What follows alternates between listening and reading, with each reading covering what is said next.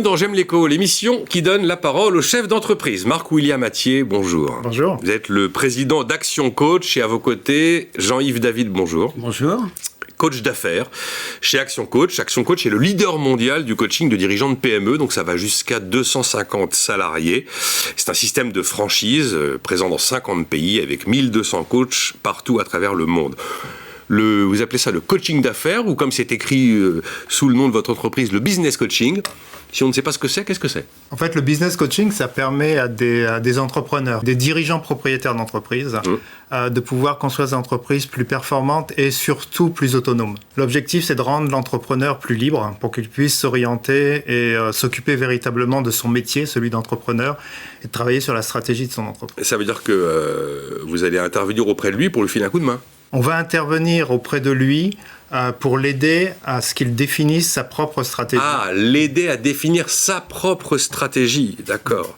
Et donc vous dites en fait qu'on peut gagner du temps et de l'argent avec ce qui est assez génial de gagner du temps et de l'argent. C'est pas mal, hein. Oui, un beau métier. On dit le temps c'est de l'argent, mais là c'est un peu différent. Disons que c'est un beau métier. En fait, notre rôle, c'est d'accompagner les entrepreneurs à atteindre en premier lieu leurs objectifs. Donc leurs objectifs. En tout genre. Que ce soit business, équilibre vie professionnelle, vie privée. Absolument. Déjà, quand vous créez une entreprise, vous avez un projet. Et c'est mieux. C'est mieux.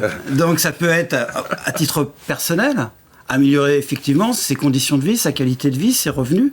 Mais ça peut être également un projet au niveau, je dirais, d'une idée, d'innovation. Donc c'est quelque chose qui est véritablement très très important pour l'entrepreneur, avant tout de réussir à atteindre ses objectifs. Et pour ça, en fait, c'est souvent un expert dans son métier. Donc, mais pas dans tous les métiers. Vous allez à un plombier qui va créer son entreprise de plombier, un informaticien dans l'informatique. Ils ont été formés, ils sont très qualifiés, très compétents, très talentueux pour leur métier, mais ils n'ont pas été formés au métier de chef d'entreprise. Et vous êtes une école de chef d'entreprise. Nous sommes à côté des entrepreneurs pour les aider à modifier deux choses, et c'est pour ça que nous sommes des coachs d'affaires ou des business coachs.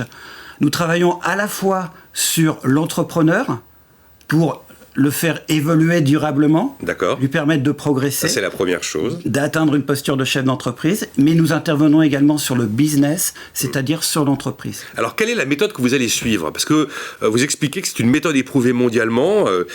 Comment ça fonctionne ? On travaille donc sur les deux éléments. Il y a une boîte à outils vraiment de l'entreprise où on va travailler sur 6 étapes à l'intérieur de l'entreprise.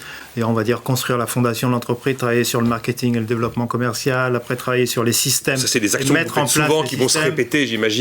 Alors, la manière d'y arriver va se répéter. Ce que l'on va mettre en place va être très différent d'une entreprise à une autre parce qu'en réalité, c'est le chef d'entreprise qui va définir ce qu'il va mettre en œuvre. Il faut forcément faire du sur-mesure parce qu'il y a des êtres humains qui ne sont pas tous les mêmes. Il y a des êtres humains qui ne sont pas tous les mêmes. Il y a des secteurs d'activité qui sont très différents. Il y a des histoires d'entreprise qui sont extrêmement différentes aussi. Nous, notre rôle, en fait, c'est d'accélérer la croissance, l'atteinte des objectifs. Le fait de ne pas avoir été formé pour être chef d'entreprise, ça veut dire quoi ? Ça veut dire que souvent, vous avez des freins. Vous allez voir des blocages. Notre rôle, c'est d'identifier où sont les freins, où sont les blocages, et d'agir avec le chef d'entreprise pour lui permettre de passer un cap. Alors, vous avez quelque chose qui s'appelle la garantie 17 semaines. Et là, il faut que vous me racontiez la garantie 17 semaines. On peut voir le business coaching comme une dépense. Nous, notre regard, c'est que c'est un investissement. Oui. Et si c'est un investissement, si on est vraiment sûr de ce que... Je vous aurais dit, vous n'êtes pas bon en marketing.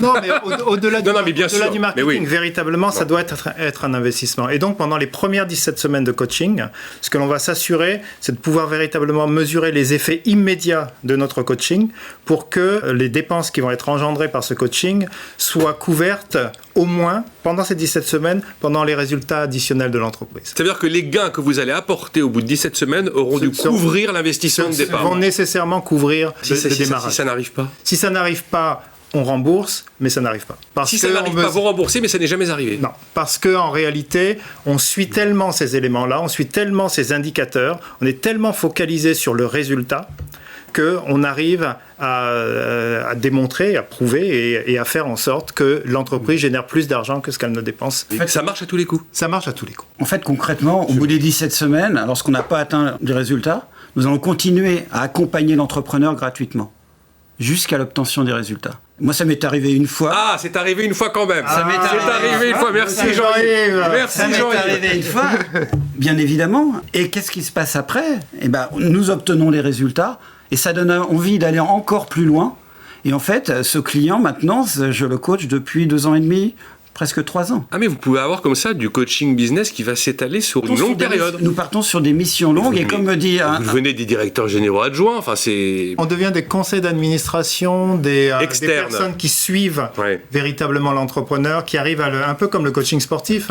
C'est-à-dire on garde la personne véritablement focalisée, on a le regard de l'expert et on s'assure que la personne qui est celle qui sait ce qu'il faut faire, mette en place ce qu'elle a défini. Et donc, on est derrière lui par rapport à ces éléments-là. Et un coaching moyen, la durée moyenne d'un coaching, ça va être de l'ordre de 24 mois. C'est extraordinaire. Vous allez vous retrouver avec des personnages qui n'ont pas forcément le même âge, qui ne sont pas forcément dans les mêmes secteurs d'activité, qui n'ont pas non plus forcément les mêmes aptitudes. Vous allez réussir à faire mouche. Les seuls éléments qui vont faire la différence, c'est si la personne ne définit pas ses objectifs et si elle ne met pas en œuvre ce qu'elle dit qu'elle va mettre en œuvre. Et on est là pour pouvoir rester focalisé. Et si on est face à ce genre de situation, dans ces cas-là, bon voilà, on abandonne le coaching. Mais c'est arrivé ça, vous disiez, écoutez, je suis désolé, vous n'êtes pas assez réceptif. Bien sûr, ça arrive.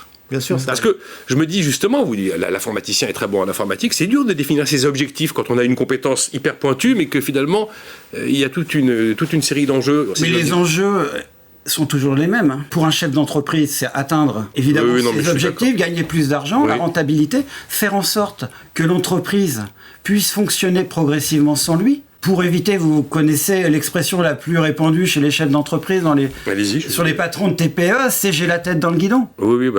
On est là pour leur... Voilà, c'est un petit peu comme en escalade. Le grimpeur, s'il est trop près des prises, il ne les voit plus.